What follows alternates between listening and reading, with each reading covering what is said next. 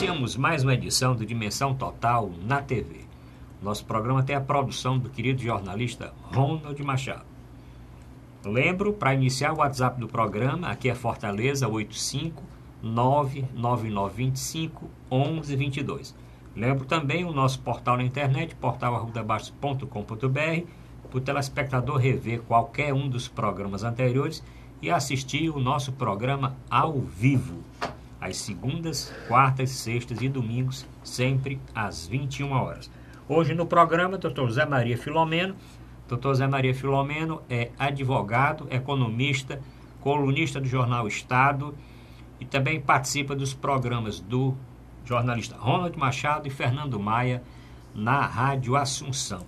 Dr. Zé Maria, tem um telespectador que mandou uma mensagem quando o senhor entrou aqui no programa, e eu vou aproveitar que hoje nós estamos aqui tete a tete, né, já que o Dr. Mourão está com um pequeno probleminha de saúde, querendo que eu pergunte quem é Dr. Zé Maria Filomeno, além do que eu falei, de ser economista, de ser colunista, ser advogado também. O senhor começou como advogado ou como economista? Não, eu fiz a faculdade de economia na Universidade Federal do Ceará, me formei muito cedo, ainda com 20 anos, atuei na área empresarial, no setor de bebidas e na área imobiliária durante muitos anos, onde atuo ainda na área imobiliária.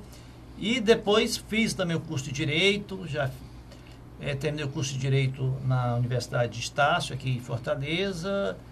Então sou membro da Ordem dos Advogados desde 2009, me especializei em Direito Processual Civil, Direito do Trabalho. Durante alguns anos também fui dirigente do Sindicato das Indústrias de Bebidas do Estado do Ceará. E tenho aí me aventurado aí na área jornalística como colaborador, tanto do Jornal Estado, como dos programas do Fernando Maia, do Ronald Machado, e aqui também no Dimensão Total, que tem me dado muito prazer, muita alegria de ter essa vivência aí, externando aí, opinando aí sobre as questões aí do Brasil, do mundo, e tenho aprendido muito também com os companheiros, e o feedback, né, o retorno aí do público é muito prazeroso. O ouvinte sempre pergunta, o senhor é cearense? Sou cearense, nascido aqui em Fortaleza. Mas morou um tempo fora do Ceará? Sim, eu estudei nos Estados Unidos ainda na época do colegial, passei lá uns 2 anos, depois fiz alguns cursos fora, em algumas universidades, alguns cursos de extensão, mas basicamente morei a vida toda aqui. E por que o senhor resolveu passar a escrever agora, ser colunista do Jornal Estado? O senhor já escrevia antes em outros jornais? Não, foi por acaso, Eu comecei, na realidade, eu conhecia já o Fernando Maia, ele, já há muitos anos, foi muito amigo do meu pai, e ele, encontrando com ele assim, caminhando na beira-mar, ele, olha, Zé Maria, estou precisando de uma pessoa para fazer comentários sobre economia, sobre direito, na rádio, e eu, no início, relutei, olha, eu sempre fui uma pessoa um pouco tímida, dificuldade assim, não gostava muito de falar em público. Ele insistiu, uma vez por semana, você faz uma participação por telefone. Eu comecei assim, uma vez por semana, fazendo uma participação por telefone, e essa participação passou a ser diária.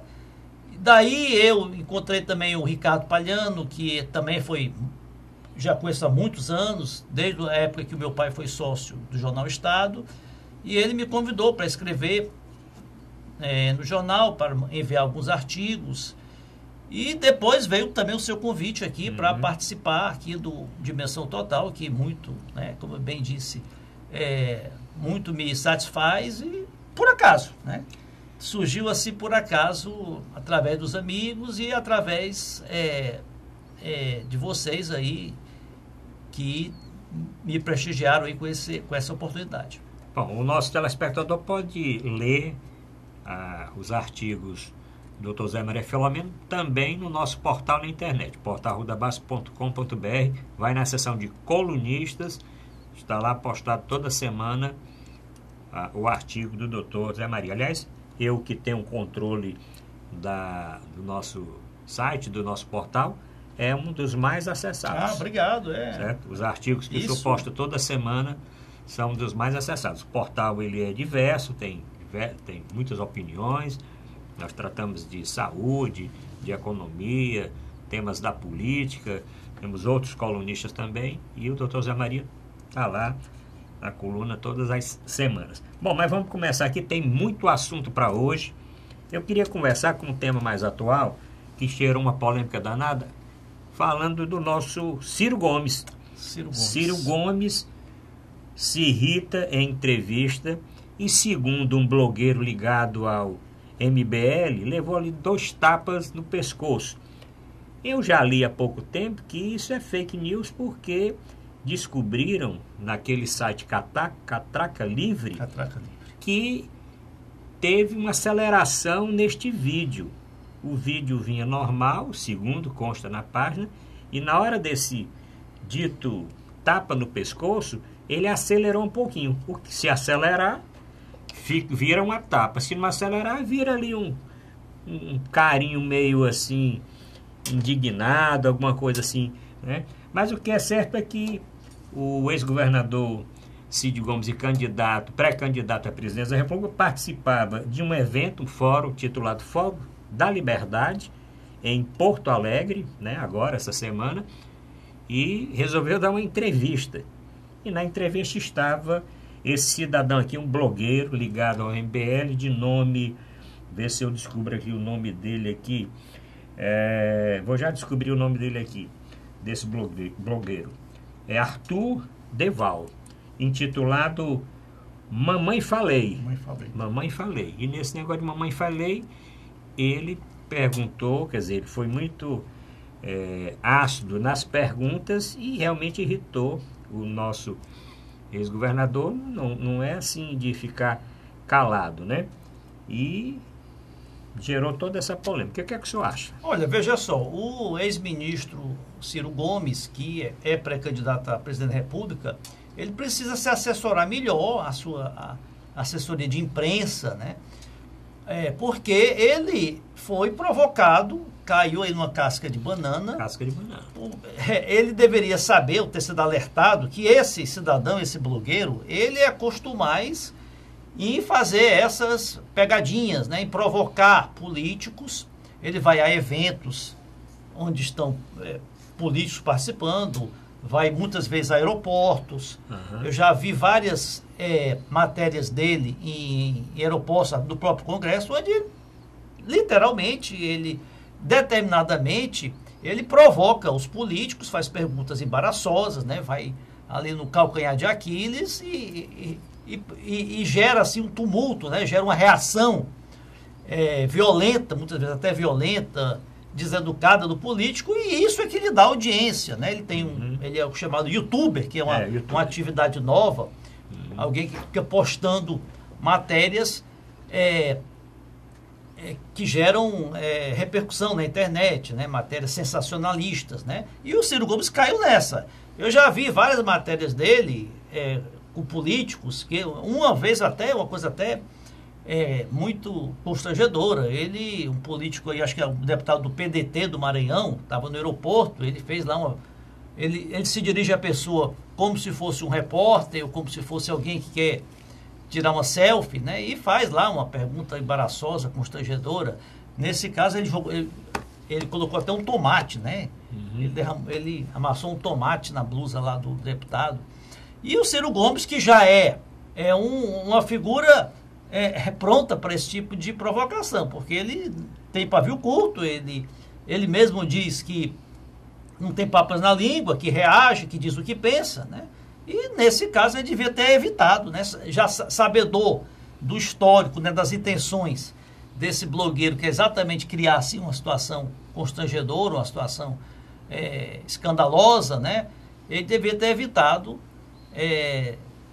responder as perguntas, né? Eu vi também as imagens, e o Ciro parece que achava que estava dando uma entrevista, ou que ia responder uma pergunta, outra, né? E caiu nessa, né? As perguntas que mais o ex-governador causou irritação ao ex-governador foi a respeito do sequestro do presidente Lula, que ele negou que tivesse dado esse depoimento, que é sequestrar o presidente Lula, que ia receber o juiz Sérgio Moro à bala, teve toda aquela repercussão quando saiu essa matéria, e ele disse que não foi bem assim, ele ia justificar. Mas o tal blogueiro disse: eu vou postar a sua fala junto com o vídeo. E aí o negócio foi que... o Ciro Gomes, ele tem que ter mais precaução, ele tem que se conter mais, que muitas vezes ele dá algumas declarações para agradar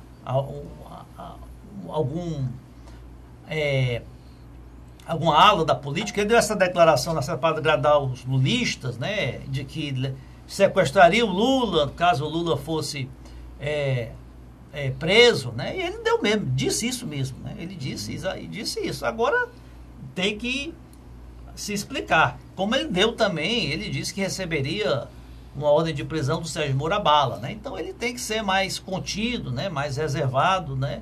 Não pode ser assim dar declarações tão que causem assim uma reação tão grande. E aí realmente as pessoas que já vão com essa intenção já vão provocar. Ainda teve mais. Esse blogueiro, ele é candidato, inclusive a deputado. É candidato?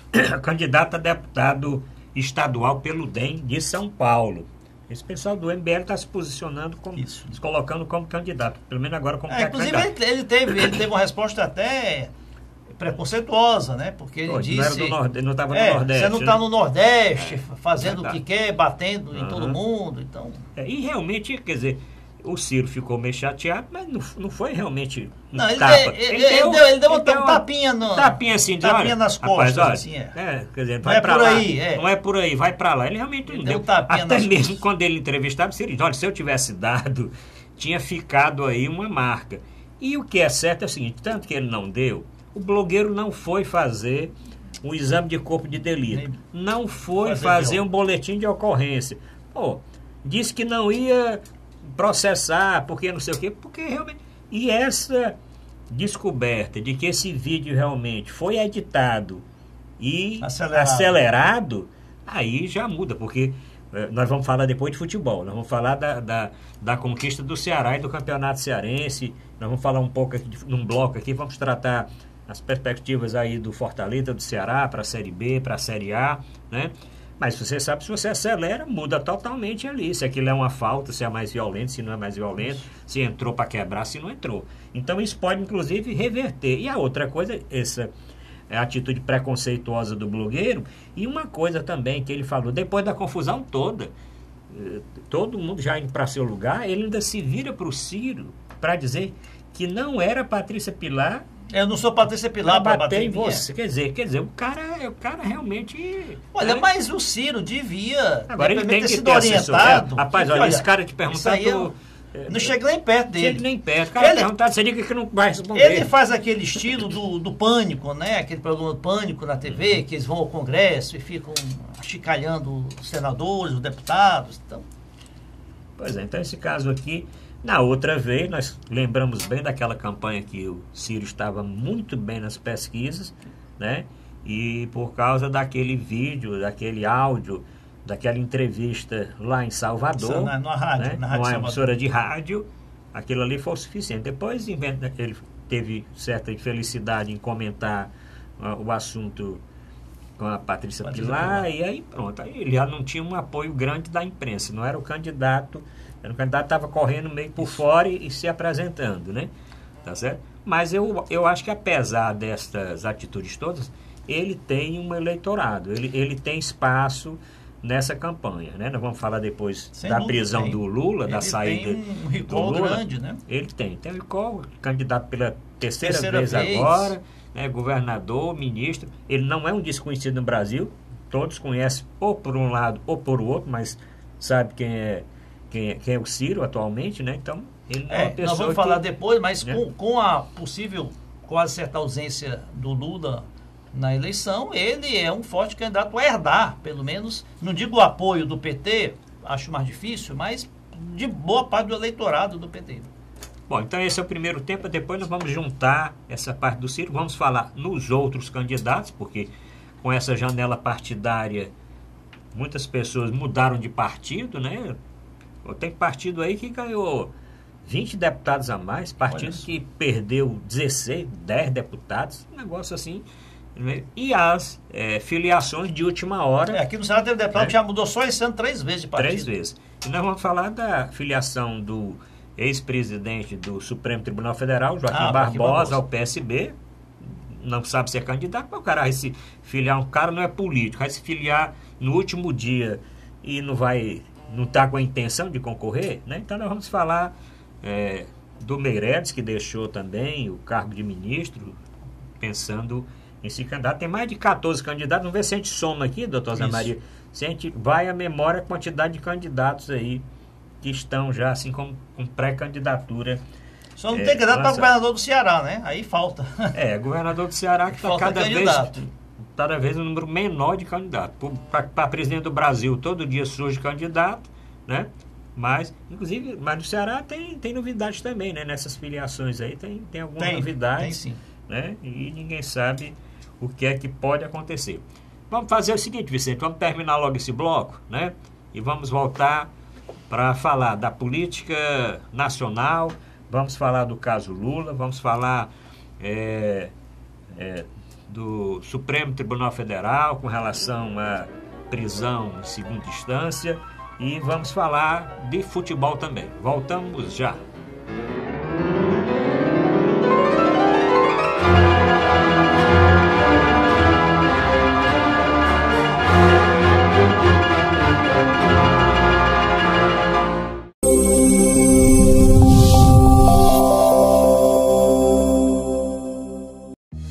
Com o Ceará de ponta a ponta, o governo do estado abre milhares de quilômetros de novos rumos no Ceará.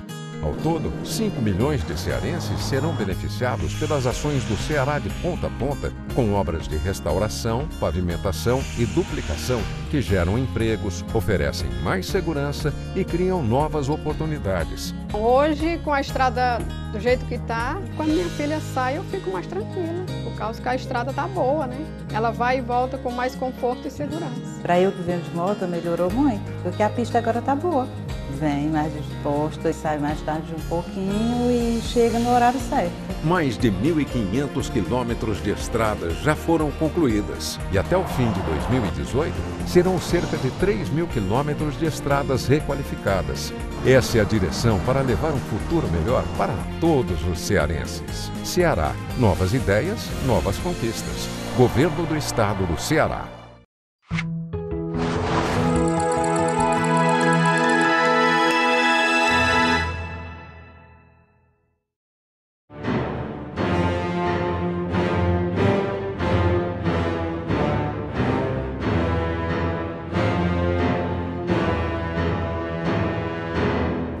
Apresentar a dimensão total na TV. Lembro mais uma vez o WhatsApp do programa. Comente o primeiro bloco. Aqui é Fortaleza 85 99925 1122. Informe em que candidato ou pré-candidato você vai votar para presidente da República, que no próximo programa nós vamos aqui dar este resultado. O programa tem a produção do jornalista Ronald Machado e pode ser assistido no portal, no nosso portal na internet, portalrudabaixo.com.br, tem um bannerzinho, só clicar no banner do Dimensão Total. No site da TV Mais, tvmais.org, no canal do YouTube também procura lá e no canal 15 da Multiplay. Doutor Zé Maria, tem uma operação agora Tira-Teima, uma coisa assim recente, Operação Tira-Teima, que foi autorizada pelo ministro Fachin e que visa exatamente os políticos, aí, os que foram privilegiados, inclusive o senador Eunício Oliveira, né? Essa operação Tira-Teima acontece do Ceará, em Goiás, São Paulo, né? O que é que o senhor tem? Isso vai enrolar aí o senador Eunício, agora que está trabalhando aí nessa união com o governador Camilo para ser reeleito? Olha, pelo que se sabe, né, pelo que a imprensa divulgou, essa operação Tira-Teima, ela está apurando aí indícios de que houve recebimento de valores indevidos, né, 5 milhões de reais para a campanha de alguns políticos. Dentre eles, parece-me que está incluído o senador Eunício Oliveira, pagos pelo grupo Hipermarcas. Esse grupo Hipermarcas, que tem sede em Goiás, pertence, o principal sócio é o ex-dono daquela empresa Arisco, aquela empresa de condimentos, que foi vendida para, se não me engano, para a americana Flashman Real, e ele montou esse grupo que é um conglomerado de empresas no ramo farmacêutico, tem muitos laboratórios, tem empresa do ramo de higiene pessoal, de alimentos. Então é um grupo aí muito amplo, né, muito diversificado, e que teria dado, né, através de contratos fraudulentos, contratos frios, né, recursos para diversos políticos, estaria incluído o senador Eunício Oliveira. O grupo, a empresa já se defendeu, alega que não, isso foi um diretor, um ex-diretor que fez por conta própria. Fez isso tudo por conta própria, né? Agora vamos ver realmente se o desenrolar se vai comprometer juridicamente o senador Eunício, e logicamente que tem implicações aqui no estado do Ceará, já que ele é presidente do Senado, ou seja, é o presidente do Congresso Nacional, então não se trata de um senador qualquer, e busca reeleição agora esse ano, em parceria, possivelmente coligado com o governo do estado, então pode ter implicado. Se o comprometimento dele for substancial, isso pode refletir, sem dúvida, aí na eleição estadual esse ano. Isso tudo acontece devido à delação de Nelson José de Melo. Essa delação aconteceu algum tempo atrás, que fala exatamente nessa delação desse montante de 5 milhões de reais que tinha sido utilizado na campanha de candidato a governador do senador Eunício Oliveira, agora, em 2014, na última eleição para governo do estado. E empresa cearense de grande porte, uma das maiores do Brasil e do mundo, o grupo M. Dias Branco, teve também, pelo que consta, isso foi anunciado, também teve sendo alvo de coleta de busca e apreensão. Apreensão. Sobre o grupo M. Dias Branco eu não tinha conhecimento. Eu tinha conhecimento. A matéria ainda não está totalmente completa, né? Mas agora, professor Arruda, você falou. Agora misturam muito as coisas, porque disse que foi contratos fictícios. Contratos fictícios de quê? Do governo? Contratos fictícios com a empresa privada do Eunício? Contrato com fictício? Não se sabe os detalhes. Agora, vamos ser realistas, né? Inclusive o Jornal Nacional ontem, ele fez uma matéria extensa, descrevendo os políticos, né, os senadores que estão envolvidos em processos, estão denunciados, aqueles que já são réus, ou seja, já têm denúncia aceita, estão para ser julgados, ministros de Estado. Fez aí um pente fino, talvez até para replicar as acusações do ex-presidente Lula, vamos depois falar sobre isso, de que a Globo estaria perseguindo. Então, vou mostrar os podres de todo mundo. Então, o senador Eunício é sério ser alvo de um processo, mas isso é a realidade da maioria dos políticos, né? Da maioria dos governadores, né? A reportagem relatou lá quais são os governadores que sofrem, são réus, que são denunciados em processo. Então, é a realidade da maioria dos políticos, principalmente os que têm mandato hoje do Brasil. E o senador Eunício Oliveira, quando contactado pela imprensa, disse que ele realmente não está sendo investigado. Isso é a realidade. Ele mesmo não está sendo investigado. E disse que não tem nenhum envolvimento nessa matéria, né, que essa informação desse delator, né, que isso não tem nada a ver com ele. Isso mexe aquela discussão de fundo partidário, de financiamento público de campanha, de financiamento privado de campanha. Agora mesmo, nessa janela partidária, o Partido Progressista foi o que recebeu mais deputados federais. Por quê? A informação da imprensa, inclusive, da grande imprensa. Porque como o PP não tem candidato a presidente da República, este fundo partidário e o fundo eleitoral está bem gordo para ser distribuído pelos candidatos do partido, porque quem tem candidato a presidente, uma parte aí, claro, uma campanha mais pesada, uma grande parte do recurso da campanha ia sair exatamente desse montante. Inclusive, em matéria divulgada na imprensa, o Partido Progressista estava com uma cota, uma promessa de 2.200.000 reais para o candidato que mudasse de legenda. Tanto que a bancada federal do PP ultrapassou agora a do PSDB e a do PMDB. É o segundo maior partido. Está entendendo? Quer dizer, ficou uma bancada enorme, né? É lamentável, né? Os deputados, eles migram de partido não por identificação ideológica da doutrina do partido, nem mesmo por uma questão eleitoral visando uma coligação que lhes favoreça a reeleição, mas sim pelo dinheiro, literalmente pelo dinheiro. Qual é o partido que vai ter mais dinheiro para me destinar para minha eleição? Né? É lamentável.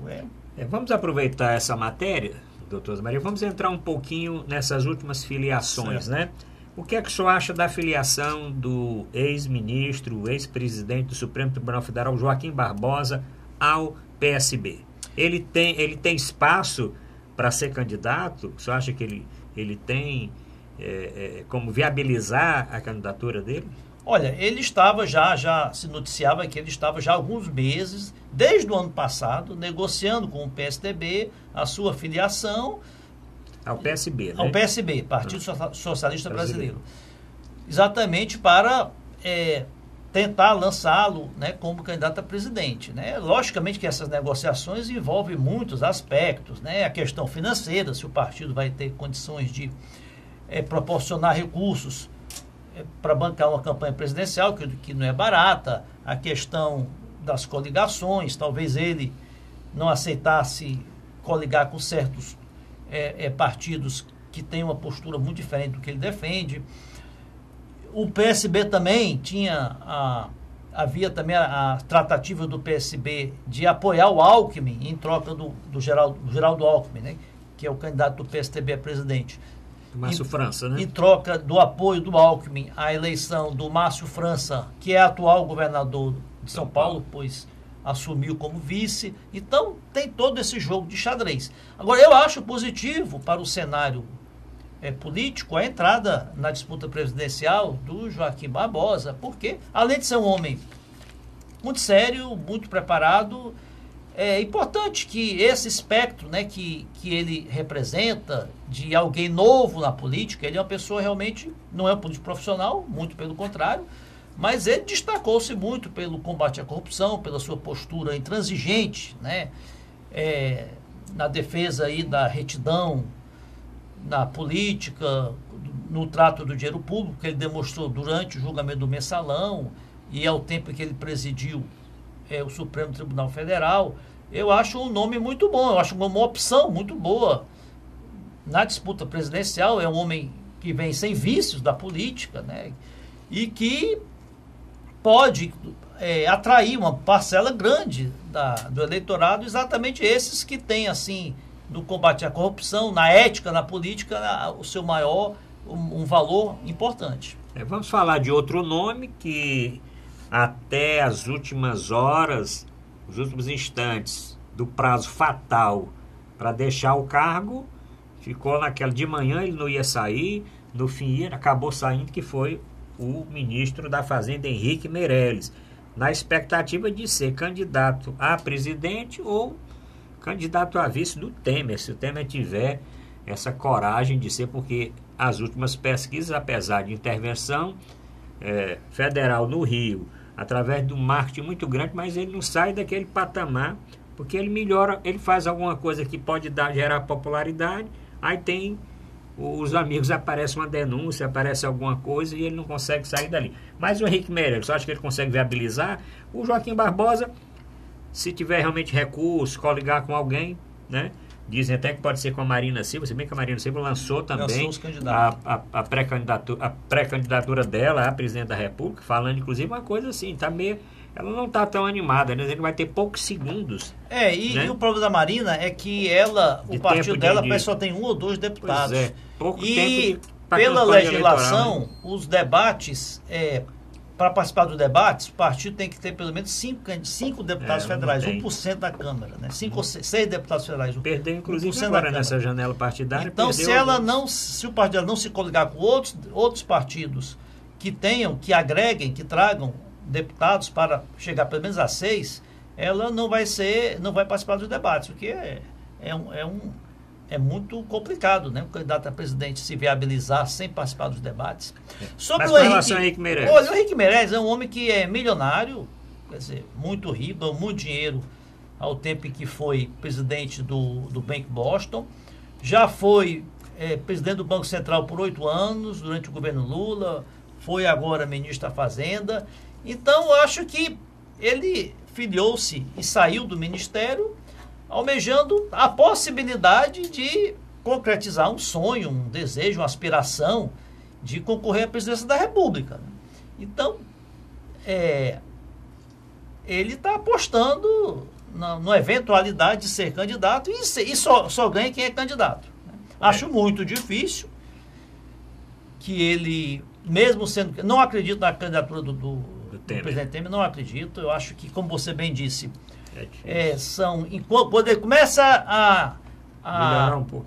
Pensar que vai melhorar, que a recuperação lenta da economia vai trazer algum tipo de melhora na sua aprovação popular e dentro desse infinidade de candidatos ele possa despontar aí, pelo menos para ir para o segundo turno, mas com essas últimas denúncias aí desse grupo aí de amigos dele que foram até presos semana passada, eu acho difícil.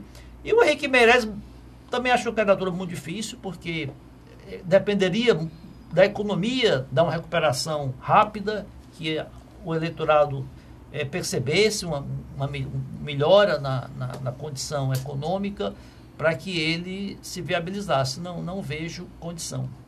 Bom, nós temos também o presidente da Câmara dos Deputados, né? O Maia, que também se diz pré-candidato pelo DEM. Foi um partido que cresceu muito nessa janela, sim, nessa janela partidária. Você acha também que ele se viabiliza? Acho difícil. Posso estar enganado, mas o Rodrigo Maia tem a máquina da Câmara dos Deputados, né? Então ele conseguiu arregimentar muitos deputados para ele para o DEM. Né?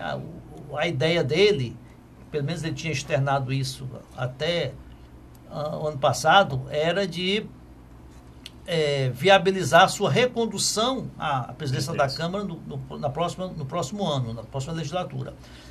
Mas dentro desse vácuo aí de candidatos do centro, né, ele lançou sua candidatura. Eu também não acredito que ele leve a candidatura até o final, porque a chance dele ir para o segundo turno, ele está com 2%, é muito remota. E o que implicaria nele ficar sem mandato. Né? Ele é um político profissional, foi político a vida toda, foi deputado a vida inteira.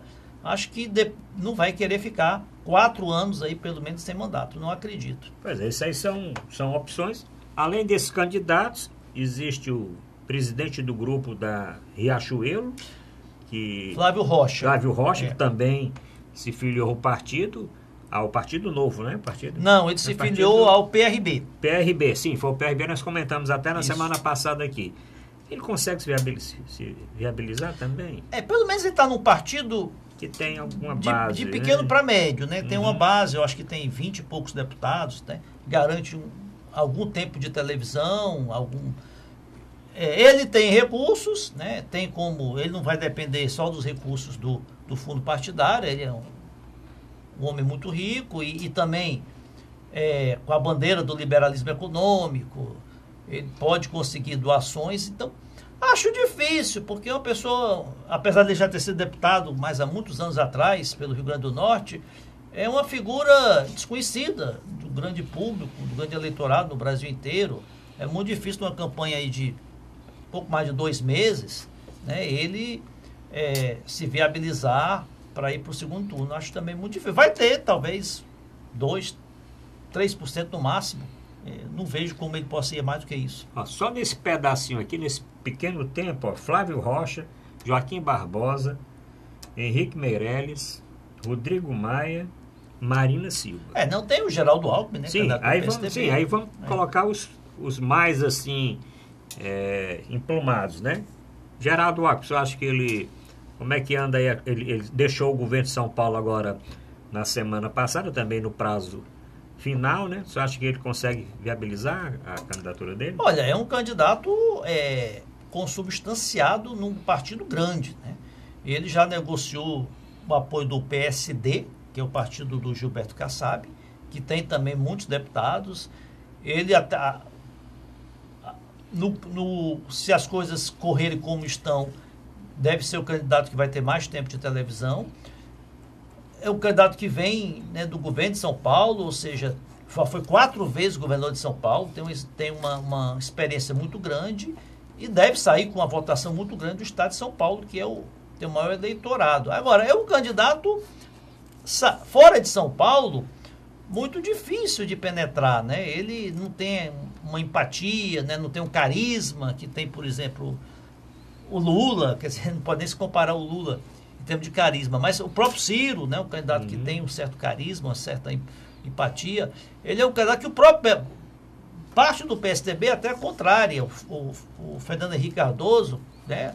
Foi um dos que até alimentou aquela ideia de lançar o Luciano Huck, porque entende que o Geraldo Alckmin é um candidato difícil de se carregar, um candidato pesado, no sentido de pouca penetração em outras regiões do país. Mas acho difícil ele abandonar a candidatura. Comenta até que o Dória, que também, João Dória, que saiu da Prefeitura de São Paulo para candidatar-se ao governo, na eventualidade de não se viabilizar a candidatura do Alckmin em termos de as pesquisas, ele não conseguir crescer muito nas pesquisas, o Dória podia substituí-lo. Também não acredito que isso venha a ocorrer. Bom, e aí tem o Ciro e o Bolsonaro. O Ciro, né, falamos no primeiro bloco. Como é que você acha do Ciro? O Ciro também pode... Ele está naquela fase ali, mais ou menos intermediária, é conhecido, tem recall, mas tem essas dificuldades. Ninguém sabe se ele vai conseguir apoio com quem, com qual outros partidos podem se juntar ao PDT. Olha, o Ciro é um candidato que já concorreu 2 vezes à presidência, teve, se não me engano, 12% nas 2 vezes, ou seja, vai depender muito, por exemplo, do desempenho do Geraldo Alckmin, do desempenho da Marina, né? Ele corre aí numa faixa aí de centro-esquerda, né? Que ele se coloca, né? Vai depender, o Lula não vai ser candidato. Nós vamos já falar do Lula, do Boulos, da Manuela e quem pode ser o candidato aí desse grupo mais à esquerda. Se ele tiver, por exemplo, vamos falar do Lula, mas o Lula não sendo candidato e boa parte do PT apoiar o Ciro, ele conseguir aí chegar perto de 20%, ele tem condição de ir para o segundo turno. É um candidato muito preparado. Agora, tem contra si essa questão aí da intempérie verbal, né, que às vezes um deslize, uma declaração mal dada, mal entendida, pode comprometer muito uma candidatura. E também a questão partidária, né? O PDT é um partido pequeno, um partido que ele não vai ter palanques em todos os estados, né? Candidatos a governadores em todos os estados, né? Está aí, não é um dos favoritos, mas está ali no... Eu acho que é um candidato sério. Ele vai ser candidato porque ele tem realmente esse preparo e essa condição. Com relação ao Bolsonaro, vai cair, vai ficar nessa posição aí, como candidato aí mais radical, mais à direita? Ou de extrema direita? Não, ele é um candidato de extrema direita, é um candidato radical, um candidato que já vem há muitos anos, né, construindo esse... marcado por esse diálogo, né, por essa mensagem conservadora, uma mensagem que visa, né, a simpatia desse eleitorado contrário, né, à esquerda, contrário ao PT, simpatizante dessas ideias belicistas, né, ideias... o eleitorado mais religioso. Olha, é um candidato que tem se mantido consistente aí na faixa de 20%. Tem muitos seguidores nas redes sociais, que ele tem assim, um exército aí de simpatias nas redes sociais. Eu acho que ele é um candidato hoje mais provável de ir para o segundo turno. Agora, é um candidato que tem muita rejeição também. Ele, se ele não conseguir penetrar na classe média, no eleitorado de centro, né, ele dificilmente vai conseguir ganhar uma eleição em segundo turno. Acho muito difícil, né? Tem uma rejeição muito grande. Acho os extremos, né? A extrema esquerda e a extrema direita dificilmente ganham eleição no Brasil. Bom, acho que ele, como existe ele está sozinho nesse espectro, né? E eu acho que ele vai manter 15% a 20%. Se vai ser suficiente para ir para o segundo turno, vamos ver. Bom, vamos fazer agora o nosso segundo intervalo. No último bloco, nós vamos falar de futebol e vamos fazer um desfechozinho aí do que aconteceu com o ex-presidente Lula agora com a decretação da sua prisão. Voltamos já.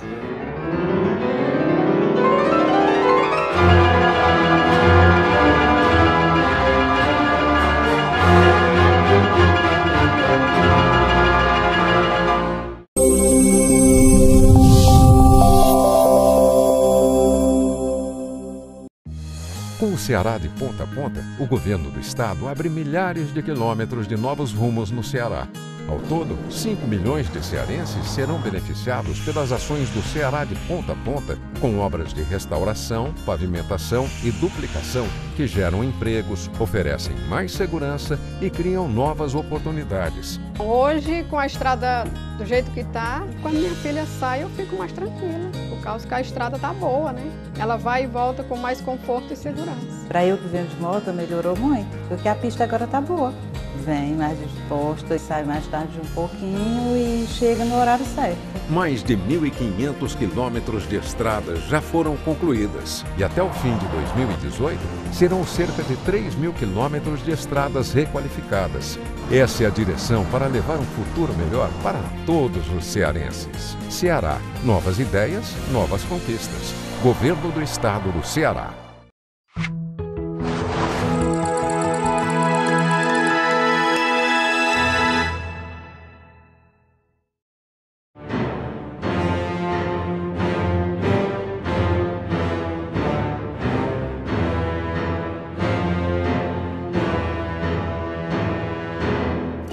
Apresentar a Dimensão Total na TV. Programa especial falando aí de política, já conversando com uma análise dos pré-candidatos a presidente da República. Aproveite aí o intervalo, aproveite agora o último bloco e encaminhe aí o seu posicionamento com relação aos candidatos que nós já falamos aqui no bloco anterior. Pré-candidatos a presidente da República.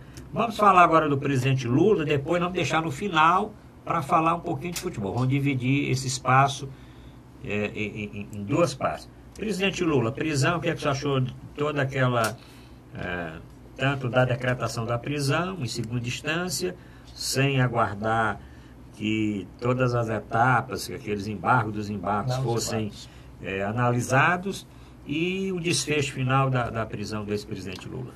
Foi uma situação um pouco inusitada, que nunca se tinha visto, né? Quer dizer, foi uma prisão com aviso prévio, né?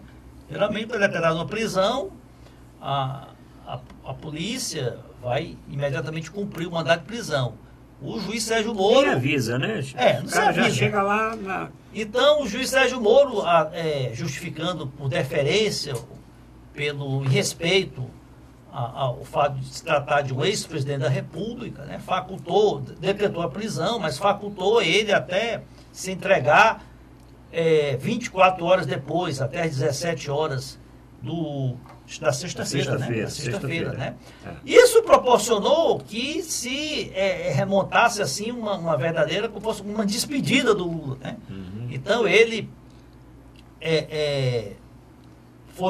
ficou no sindicato dos metalúrgicos lá do ABC e exatamente, eu até falo isso no artigo meu que vai ser publicado amanhã no Jornal Estado e no portal, que ele voltou um pouco às origens, né? Verdade. Foi de onde ele saiu, foi do sindicato dos metalúrgicos de São Bernardo, e ele quis passar aquela imagem que a luta, apesar da sua prisão, a luta continua, que usou até aquela metáfora que cada brasileiro vai passar a ser um Lula também, querendo deixar vivo aí, né, a sua força política, né, a sua mensagem política. Bem, o presidente Lula manteve, né, aquele discurso de que está sendo perseguido, que foi preso injustamente, que tudo é uma armação, né, de parte da justiça, com parte da imprensa, para favorecer, com as elites no Brasil, para impedir que ele seja candidato, que ele retome o poder, já que muitos não se conformam dele ter prestigiado tanto, ascendido, no seu poder, os pobres terem ascendido tanto. É um discurso político, eu não concordo, mas faz parte do direito que ele tem de se defender, de protestar contra aquilo que ele entende ser uma injustiça. Agora, o presidente Lula, ele está pagando pelos crimes que o levaram ao encontro não dos pobres, mas dos ricos, né? É o seu envolvimento com as grandes empreiteiras, seu envolvimento com toda essa turma aí que assaltou os cofres da Petrobras. O juiz Sérgio Moro poderia ter esperado mais alguns dias, né? Poderia ter sido mais tranquilo, né? Poderia. Tinha evitado esse, doutor Zé Maria, eu acho que ele até está arrependido. Tinha evitado todo esse oba-oba. Tinha. Porque na hora que acaba aquele desembarque, o desembarque corre daqui 20 dias, 25 dias, 30 dias atrás, né? Ele teria decretado lá a prisão, o Lula já sabia, porque se não mudou o entendimento com relação à prisão de segunda instância, que está ainda correndo, mesmo até falar, o senhor acha que tem alguma possibilidade também de ter alguma mudança agora? Olha, cabeça de juiz, eu não que faço prognóstico de cabeça de juiz. Ninguém sabe o que vai Olha, sair. realmente, o que acontece? Os embargos são aquilo que se chama no direito de procrastinação, né? Raramente, é um recurso que não está previsto na lei, está previsto nos embargos de declaração. Agora, não impede que o advogado fique satisfeito com o resultado dos embargos de declaração e lance mão de um embargo de declaração dos embargos de declaração. É o chamado jus esperneando, né? Logicamente que esses embargos de declaração, dos embargos de declaração, não iam alterar nada, né? Já que o primeiro embargo também quase não alterou nada do acórdão, apenas retificou lá o nome da OAS. O que se vê é o seguinte, não é só o Lula que está sendo alvejado, que está sendo alcançado por essa onda de prisões, de processos, né? Você tem político de todos os partidos. O PMDB, toda a cúpula do PMDB está processada ou presa, né? O próprio presidente Temer foi 2 vezes denunciado por crimes comuns ao Supremo Tribunal Federal, só não foi afastado porque conseguiu brecar na Câmara. E agora mesmo, né, o Temer teve o sigilo bancário quebrado. Teve aquela operação Escala, né, que prendeu temporariamente vários assessores e pessoas ligadas ao Temer. O Aécio Neves, o julgamento da denúncia contra o Aécio Neves será na semana que vem, o ministro Marco Aurélio já marcou. O assessor, aquele que é chamado Paulo Preto, a apelidade de Paulo Preto, que é tido como um operador financeiro do PSDB em São Paulo, foi preso também semana passada. Então, muitos partidos, todos os partidos estão sendo alcançados. O que tem, o presidente Lula está sendo talvez assim, vítima de um processo que não é só ele que é alcançado, são todos. Existe um sentimento em um grupo de alguns magistrados, da Justiça e do Ministério Público, em ser muito rigorosos, né, na persecução, né, desses crimes contra o erário público, né? Eles meio que se sentem como paladinos da justiça e veem na classe política como grande vilã, né, de toda essa patrimonialismo que tomou conta historicamente do Brasil. Então eles querem alcançar aí os políticos com a maior velocidade. Então, e há muitos casos tem que ser atropelado, tem sido muito veementes, né? As prisões, o excesso de prisão preventiva, tem pessoa, o Palocci está preso preventivamente há 1 ano e 8 meses, o Marcelo Odebrecht ficou preso aí 2 anos, né? Então, eles têm sido muito rigorosos. O processo do presidente Lula, no meu entender, tinha espaço até para absorvê-lo, mas o juiz Sérgio Moro utilizou aí, interpretou a lei com muito rigor e o condenou. Vamos ter que conversar ainda a parte do esporte, faltando uns 10 minutinhos para o final do programa. Nós vamos continuar falando do presidente Lula, porque tem muita coisa que essa semana ainda pode acontecer, esse negócio não está... Aí ninguém sabe se vai acontecer segunda instância, o que a gente percebe, né, na prisão do presidente Lula foi muito rápido, realmente, né? Ocorreu ali uma orquestração, não há dúvida, eu não tenho dúvida, que os ministros do TRF4, né, o TRF4, imediatamente devolveu o processo para a primeira instância, o juiz Sérgio Moro, e é incrível que em menos de 20 minutos saiu a decretação. Né? Houve uma orquestração. Eu acho que eles, preocupados em que o Supremo, alguma medida do Supremo viesse a barrar a prisão, desse uma liminar suspendendo, né, as prisões em segunda instância e se brecasse a prisão do Lula. O que tem nesse caso do presidente Lula é exatamente isso, um questionamento que nesse processo lá do triplex tem alguma coisa aí que muitos juristas acham que não existe uma prova, etc, alguma coisa assim. Isso aí é questionável. A outra coisa é a rapidez com que esse processo correu, célere, né? E a rapidez para também ser decretado a prisão dele, né? Então, deixa eu acho que reforça exatamente o discurso do presidente Lula e dos seus seguidores com relação a uma certa perseguição. Mas vamos conversar no outro programa, porque também tem a candidatura que nós vamos falar do Boulos e tem da Manuela Dávila, né, que são 2 candidatos que inclusive cresceram muito no meio dos apoiadores do Lula, porque deram um apoio integral. O Ciro não, pelo que se sabe, não foi, né, não compareceu ao sindicato, não sei se ligou para o Lula, provavelmente tem ligado ou falado com algum contato, porque a própria presidente do PT, a Gleisi Hoffmann, deu uma entrevista dizendo que o Ciro era uma pessoa que estava viajando, querendo assim justificar. Provavelmente o PDT, em alguns eventos, tem comparecido. Não com o Ciro, mas com candidatos ali mais regionais. Mas já falamos muito de política, hoje vamos falar agora de futebol.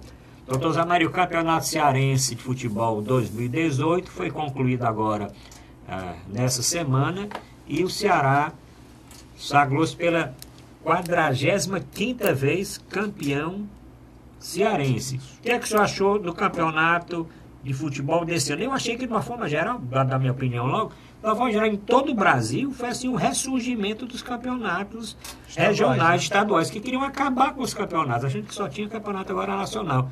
Mas em São Paulo teve aquela festa do Corinthians com o Palmeiras, o Corinthians sagrou campeão. Em Minas Gerais, do Cruzeiro com o Atlético, Cruzeiro sendo campeão. Na Bahia, o Bahia e o Vitória, o Bahia sendo campeão. Aqui, Ceará e Fortaleza, Ceará campeão. Nos outros estados, mesmo lá no Rio Grande do Sul, em que o Internacional não foi para a final, mas o Grêmio lotou o seu estádio e foi campeão. Botafogo e Vasco fizeram um clássico e no fim o Botafogo saiu campeão. Então acho que foi um gás novo aí para os campeonatos. Embora tenha que se estudar essas fórmulas, como a do Rio de Janeiro, umas fórmulas assim, meio complicada, e o problema do juiz, né? Lá em São Paulo, né? Do juiz, vamos dizer, de TV, né? Que ficou complicado. Não é que o senhor achou aqui do Campeonato Cearense? Foi justo o Campeonato do Ceará? Olha, o Campeonato Cearense venceu realmente o melhor, aquela equipe mais estruturada, que tem mais recursos, que estava preparada há mais tempo, e que realmente tinha uma condição técnica bem superior aos demais, né? As 2 finais, os 2 jogos finais contra o Fortaleza, o Ceará ganhou, foi melhor nos 2 jogos, né? Mostrou sua superioridade. E foi feito justiça, né? Foi feito justiça em campo. Agora, o que me decepciona é o público, né? Nos estaduais, né? Os públicos muito reduzidos. Até os jogos do Fortaleza, do Ceará, tiveram públicos ridículos em muitas partidas. O problema dos estaduais é importante para o Brasil. O Brasil tem essa tradição, né? Nós fomos formados, o nosso futebol foi formado com base nos campeonatos regionais, dos clubes locais, né? E é importante que isso permaneça, porque esses clubes, eles, além de empregarem milhares de jogadores, né? Eles formam, né? Novos atletas que acabam despontando.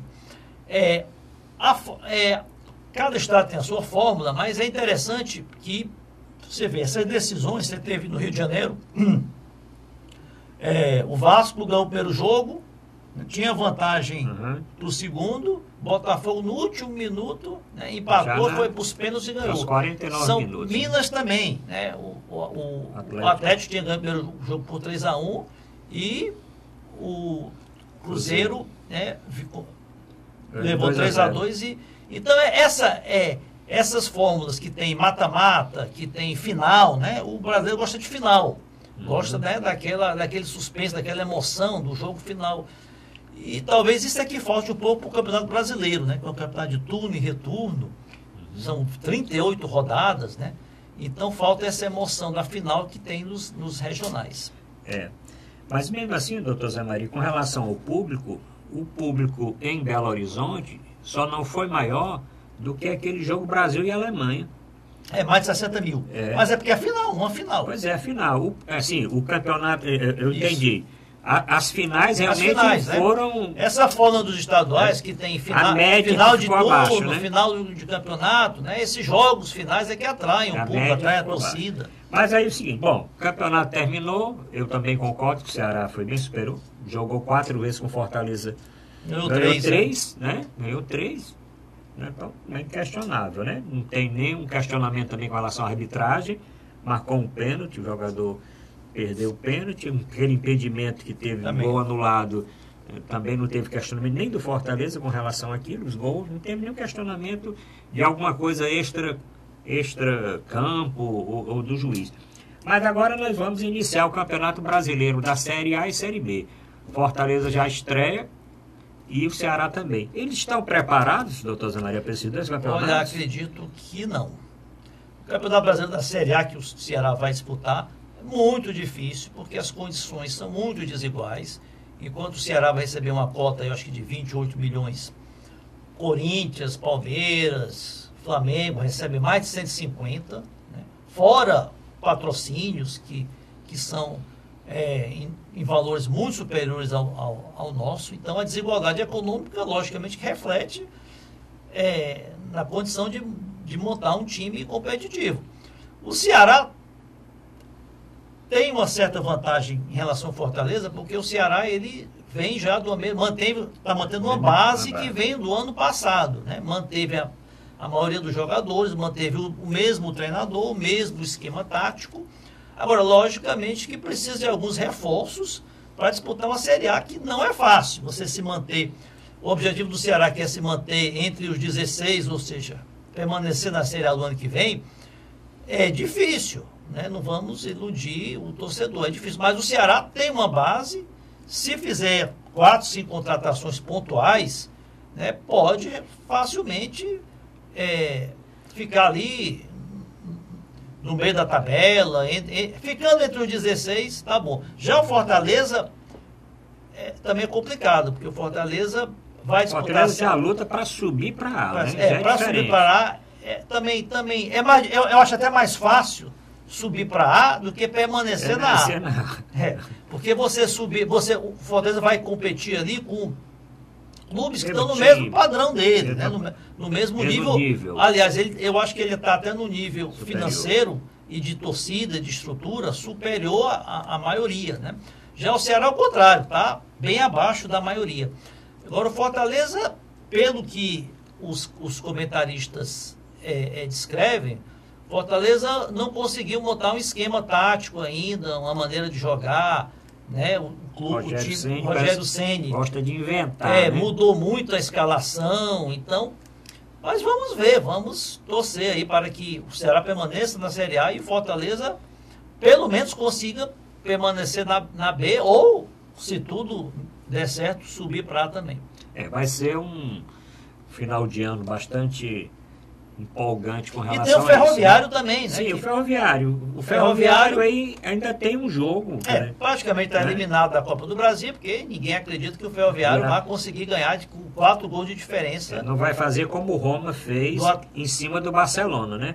Porque o Barcelona venceu o Roma por 4-1 lá, né, em Barcelona, e no segundo jogo em Roma perdeu de 3-0 e foi eliminado da Copa dos Campeões. Pois é. É porque lá ainda vale a regra do gol fora de casa. Foi 4-1, ganhou de 3-0. Pra você ver o que é o futebol, né? Futebol tem dessas, né? Agora o Ferroviário, olha, já fez 2 milagres. Eu sou simpatizante do Ferroviário. Olha, como eu já disse, eu faço parte do STJD do futebol, né? Da CBF, então eu julgo os processos disciplinares dos clubes, dos atletas, então não posso declinar a minha preferência clubística, né? Agora, posso dizer que torço para os clubes locais, né? Torço para os clubes locais, e o Ferroviário até um pouco mais ainda, porque seria bom que o Ferroviário ascendesse a Série C para voltar, né, a participar, né, dos campeonatos, né, de ser mais eu sempre vi o Ferroviário como uma terceira força no nosso futebol, mas bem próxima do Ceará e do Fortaleza.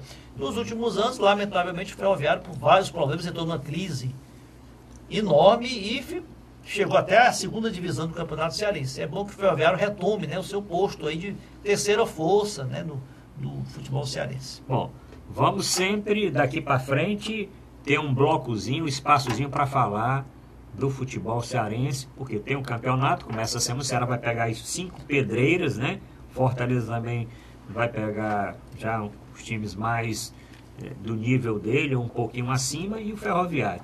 Vamos comentar nos próximos programas. Como também vamos voltar à política para falar um pouco mais do presidente Lula e dos 2 candidatos que não falei hoje, né? Porque não deu tempo. Manuela Dávila e o candidato Boulos. Então, Zé Maria, obrigado aí. Torcer que o doutor Mourão Cavalcante no próximo programa já saia do estaleiro e possa participar aqui também no nosso programa. Obrigado aos ouvintes que ficaram até agora, telespectadores até agora assistindo o nosso programa. Aproveite, comente, encaminhe sua mensagem para o nosso WhatsApp. Obrigado ao Vicente e até a próxima semana.